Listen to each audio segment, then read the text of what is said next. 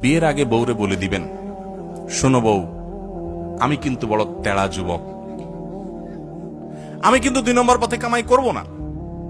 অতএব অন্য মানুষদের বউদের মতো সকাল বিকাল শাড়ি পাল্টাবা আর 3 পিস পাল্টাবা, মার্কেটে যায় কেনার পরে বলবা শুধু কার্ডের ঘষা দেন আর বিল দেওয়া হয়ে যাবে, এগুলো কিন্তু আমার দ্বারা হবে না।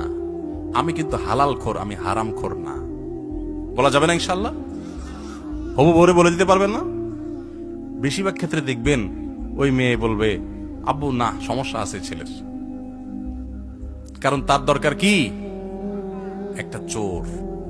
তার দরকার একটা চোর, তার দরকার একটা ঘুষখোর, তার দরকার একটা দুর্নীতিবাজ, তার দরকার একটা টিন চোর, তার দরকার একটা গম চোর। সে সৎ মানুষ পছন্দ।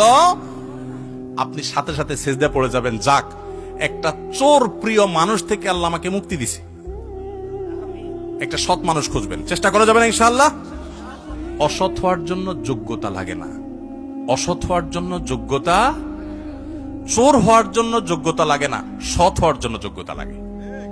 সৎ হওয়ার জন্য মেরুদণ্ড শক্ত থাকতে হয়, হিম্মত থাকতে হয়, সৎসাহস থাকতে হয়। বাবাকে বলতে হয়, বাবা আমি চুরি করব না। তুমি অসন্তুষ্ট থাকতে পারো, বাবা আমি 2 নম্বর জিনিস তোমাকে খাওয়াবো না।